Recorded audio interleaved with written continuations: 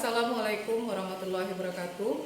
Perkenalkan, saya Arizona, salah seorang pengajar di SMA Negeri 5 Payakumbuh, Sumatera Barat.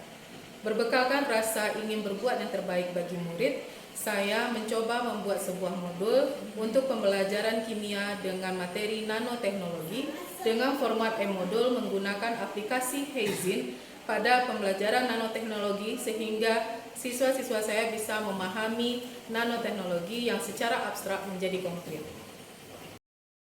SMA Negeri 5 Payakumbuh merupakan sekolah termuda di Kota Payakumbuh.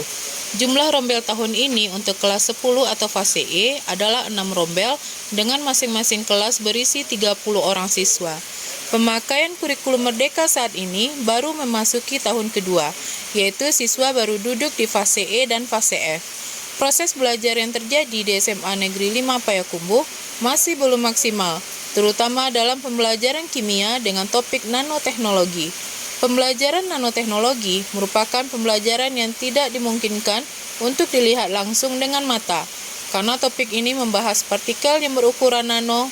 Pembelajaran nanoteknologi bisa dipelajari dengan metode eksperimen, namun untuk itu dibutuhkan alat yang canggih untuk melihat partikel nano, yaitu mikroskop elektron, dan itu tidak tersedia di laboratorium SMA Negeri 5 Payakumbuh, karena keterbatasan alat yang ada di laboratorium IPA. Oleh karena itu, agar pembelajaran tetap bisa dipahami oleh siswa, dibutuhkan media dan sumber belajar untuk membantu proses pembelajaran. Salah satu sumber belajar yaitu buku bacaan. Namun hal ini juga tidak memadai di SMA Negeri 5 Payakumbuh. Perpustakaan tidak bisa menyediakan buku satu per anak. Buku hanya bisa dipakai di sekolah dengan cara bergantian pada setiap kelasnya.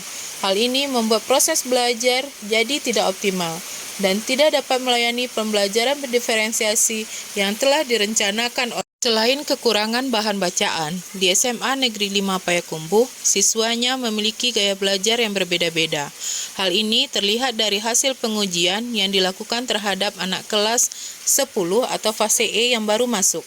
Atas bantuan guru konseling, saya mendapatkan data gaya belajar dan kecenderungan belajar yang dimiliki anak-anak di fase E, sehingga sumber belajar yang tersedia tidak memenuhi syarat, karena tidak dapat melayani semua kebutuhan siswa.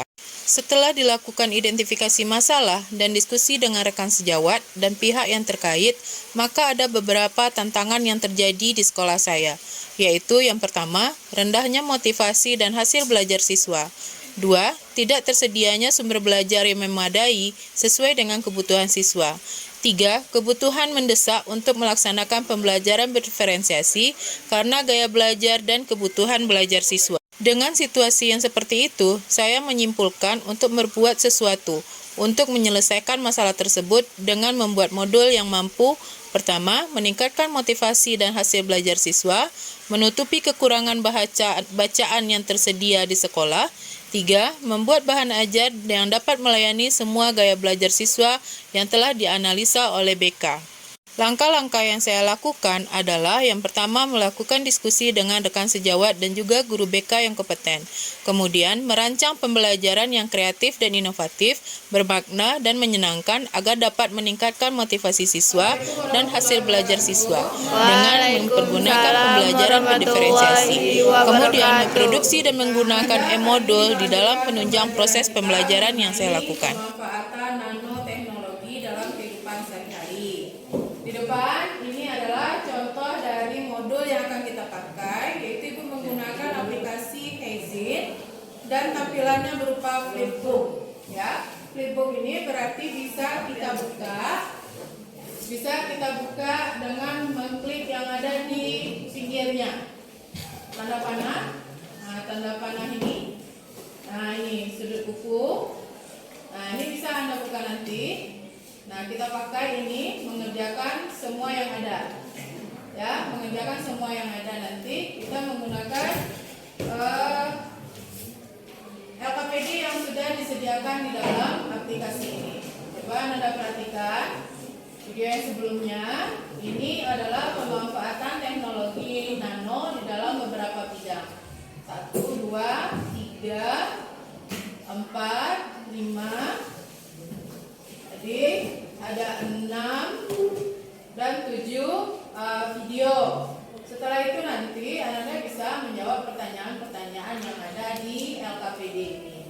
bisa langsung ditulis di dalam buku pelajaran kita.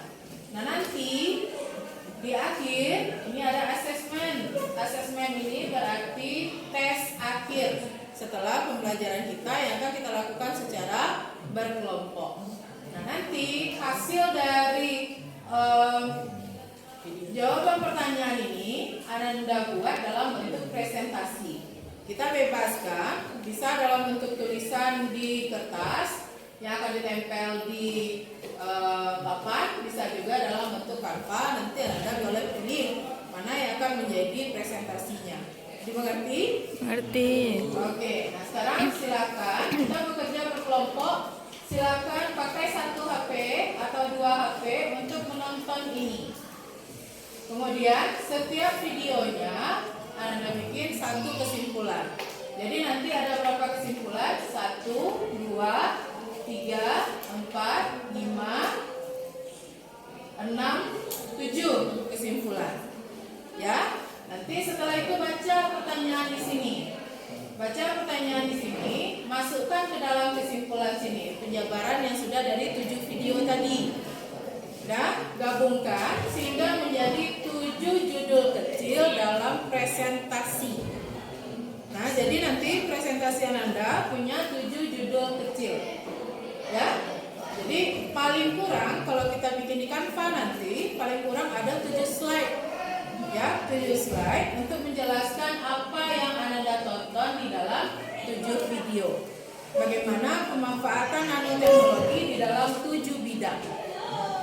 Oke? Bisa mulai bekerja? Ya. Oke, demikian perintahnya. Silakan mulai bekerja berkelompok.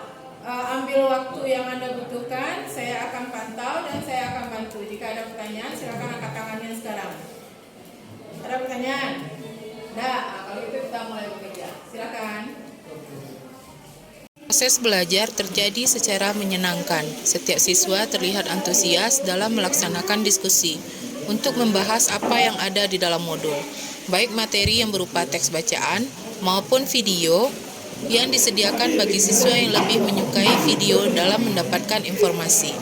Walaupun awalnya masih ada siswa yang terlihat kurang bersemangat, namun pada akhirnya semua mau dan aktif dalam berdiskusi dengan materi nanoteknologi yang disuguhkan dalam e-modul yang menggunakan aplikasi Hazit. Hasil yang saya dapatkan dari penggunaan e-modul ini adalah meningkatnya motivasi belajar siswa. Terlihat dari respon belajar siswa yang lebih baik dari sebelumnya saat menggunakan media yang berupa bahan bacaan saja. Demikian juga dengan hasil belajarnya meningkat dari tahun sebelumnya untuk materi nanoteknologi ini. Juga dari tugas-tugas yang dikumpulkan, siswa lebih tertarik dalam membuat Canva sebagai hasil dari diskusi yang akan dipresentasikan. Penggunaan modul ini dalam pembelajaran berdiferensiasi juga membantu saya dalam mengatur waktu dalam pembelajaran. Pada saat pemakaian e-modul ini, pembelajaran dapat dilakukan dengan tepat waktu dan tuntas. Maksudnya, pembelajaran dapat dilakukan sesuai dengan waktu yang direncanakan dan guru mendapatkan hasil belajar begitu pembelajaran selesai dilaksanakan. Dengan tersedianya pretest dan posttest pada e-modul, maka guru dapat mengolah langsung nilai pretest dan posttest pada kelas eksperimen yang kita lakukan. Dari nilai pretest dan posttest dapat kita lihat bahwasanya e-modul yang digunakan dalam pembelajaran berdiferensiasi memberikan hasil yang signifikan untuk meningkatkan hasil belajar siswa. Dan dari tugas-tugas yang dikumpulkan oleh siswa juga dapat terlihat bahwasanya siswa lebih termotivasi dengan penggunaan e-modul ini dalam pembelajaran berdiferensiasi untuk materi nanoteknologi.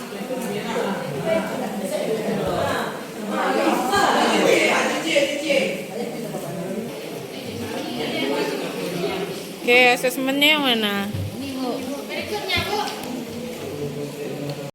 Demikianlah pembahasan dari saya. Semoga karya yang saya buat ini dapat memberikan manfaat dan motivasi bagi rekan-rekan semua. Salam hangat dari SMA Negeri 5 Payakumbuh, Sumatera Barat. Wassalamualaikum warahmatullahi wabarakatuh.